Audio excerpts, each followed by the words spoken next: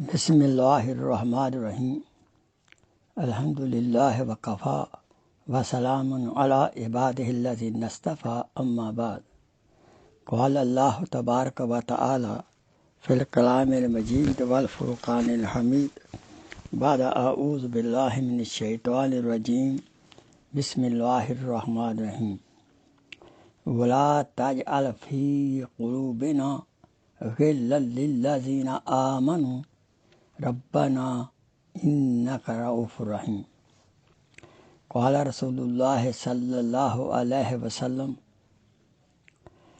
ولا تحاسدوا ولا تباغضوا صدق اللہ مولانا العظیم وصدق رسولہ النبی الکریم ونحن علی ذلک من الشاہدین والشاکرین والحمد للہ رب العالمین اللہم صلی علی سیدنا محمد وعلی آل سیدنا محمد وبارک وسلم وصلی علیہ رب اشرح لی صدری ویسر لی امری واحلل عقدۃ من لسانی یفقہوا قولی ربی زدنی علما سبحانک لا علم لنا الا ما علمتنا انک انت العلیم الحکیم۔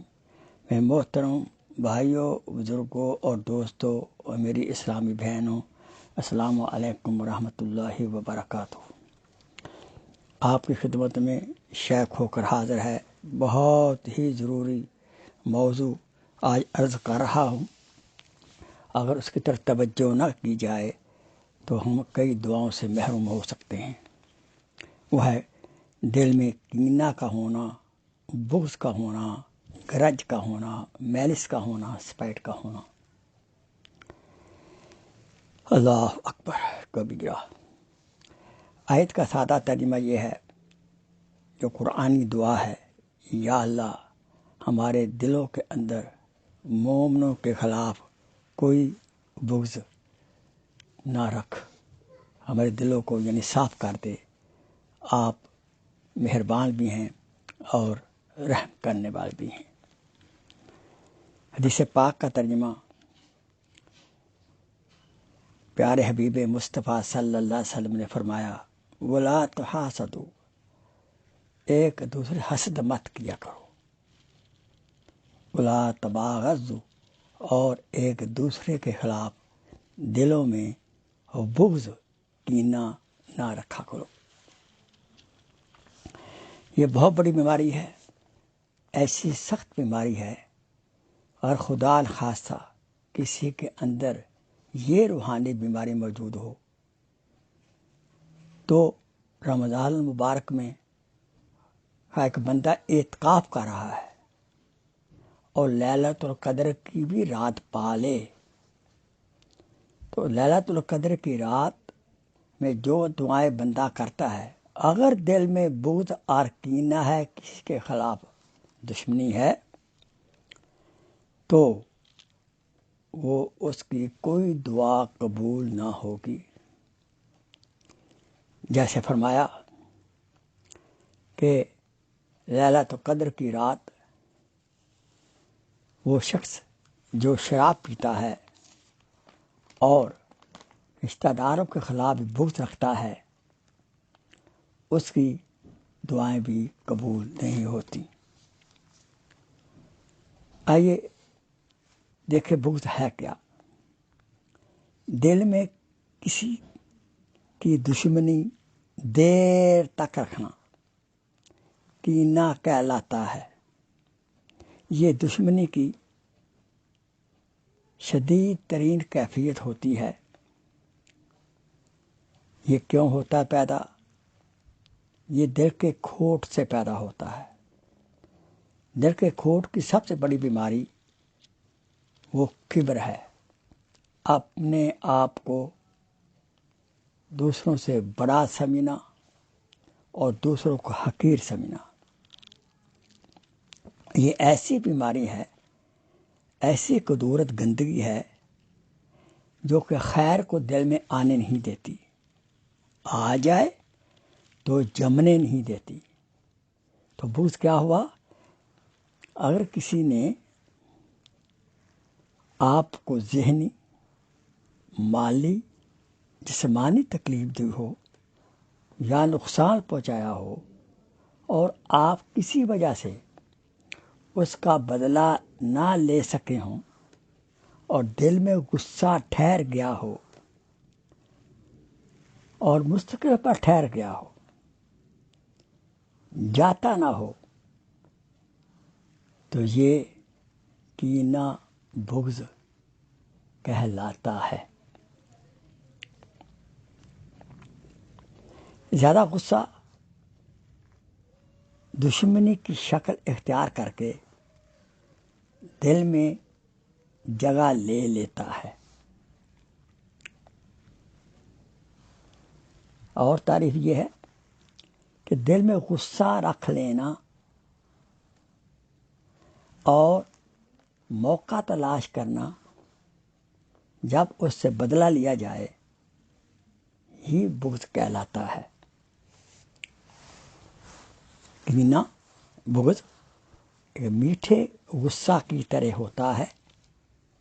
غصہ تو چہرے پر ظاہر ہو جاتا ہے، لیکن کینہ چہرے پر ظاہر نہیں ہوتا، دیر ہی دل میں ٹکا رہتا ہے اور بدلہ لینے کے وقت کی تلاش میں رہتا ہے، اور جب موقع ملتا ہے تو پھر انسان بدلہ لینے کی کوشش کرتا ہے۔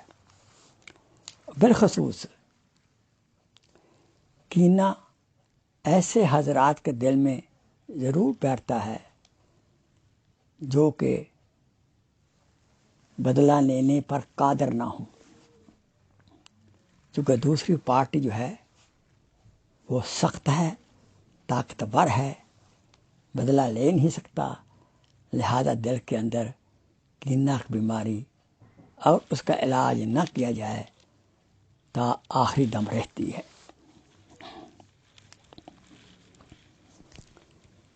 کینہ پرور اونٹ کی طرح ہوتا ہے۔ ایسا شخص حیوان کی مانند ہے، چونکہ اونٹ بغض اور کینے کے لحاظ سے بہت مشہور جانور ہے۔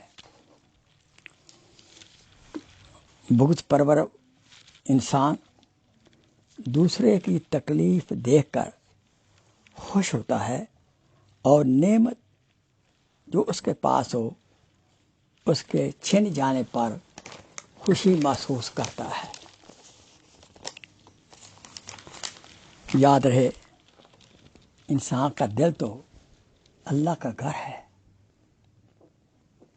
ہم اس اللہ کے گھر کو کبر، غصہ، کینہ، بغض، حسد،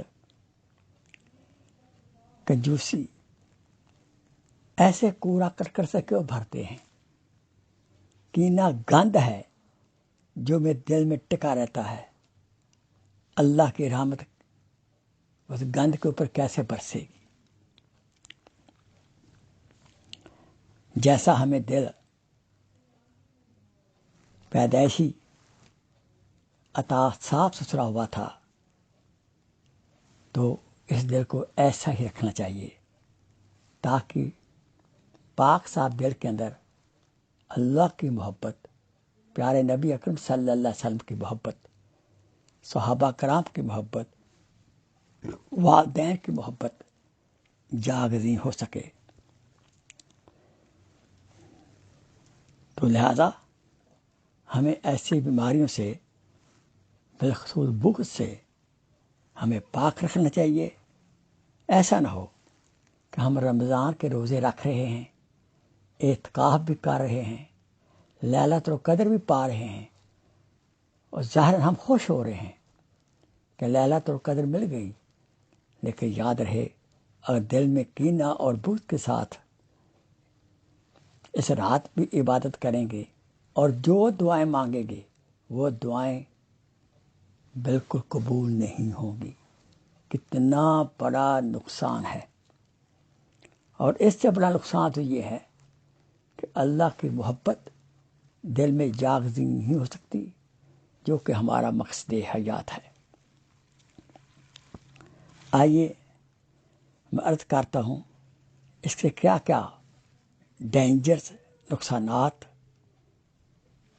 ہارمز ہیں۔ سب سے پہلے نمبر 1،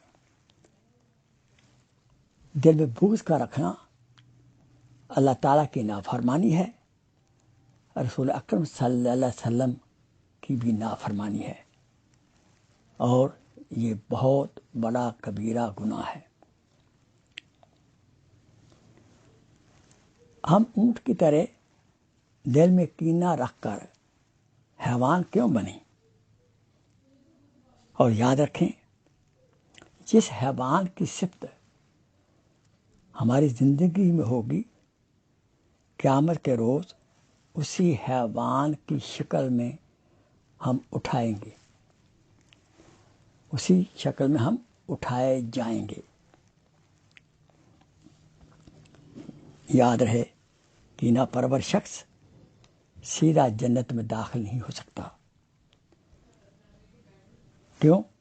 جنت صاف ستھرے دلوں کے لیے ہے۔ لہذا چونکہ کلمے کے ساتھ چونکہ مومن ہیں، ایمان کے ساتھ موت ہوئی ہے، جنت میں تو انشاءاللہ جانا ہی ہے بفضل خدا۔ لہذا اس کینہ بغض کو صاف کرنے کے لیے جہنم کی ایک وارڈ میں کچھ وقت کے لیے داخل کیا جائے گا تاکہ وہاں جل جائے۔ یہ کہنا آسان ہے، سننا آسان ہے، لیکن بہت ہی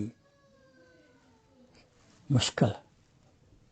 ایسی سزا ہم برداشت نہیں کر سکتے، آدھے دن کی، بلکہ میں تو کہوں 1 سیکنڈ کی سزا بھی ہم برداشت نہیں کر سکتے، کیونکہ وہاں جو سزا ہوگی، یہاں کا 1 سیکنڈ، وہاں کا 1 سیکنڈ یہاں کے 50,000 سیکنڈ کے برابر ہوگا۔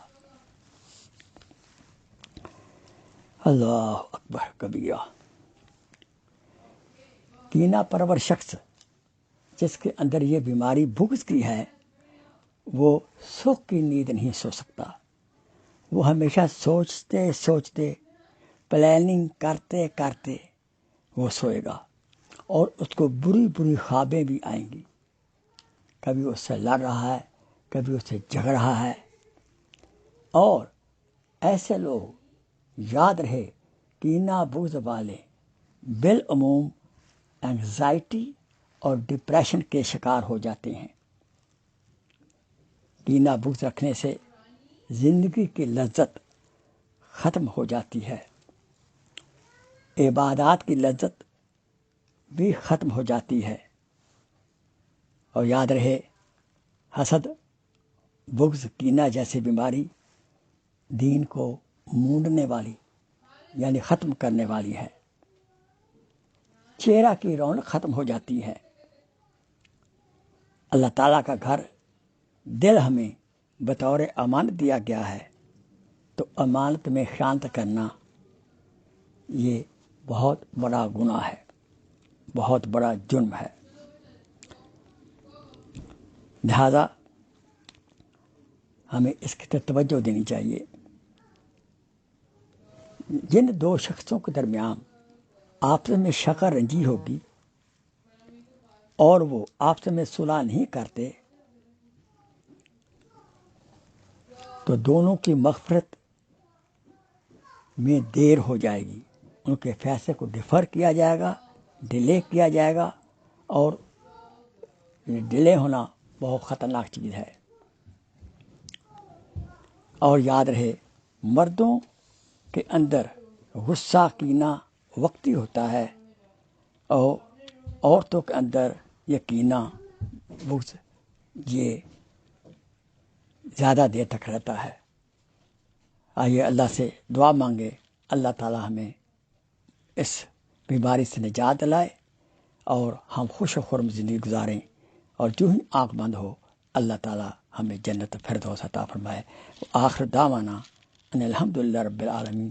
اس کے بعد دوسرا بیان ہوگا، اس کا علاج کیا ہے وہ بھی آپ ضرور سنیں کہ اس کا علاج کیا ہے۔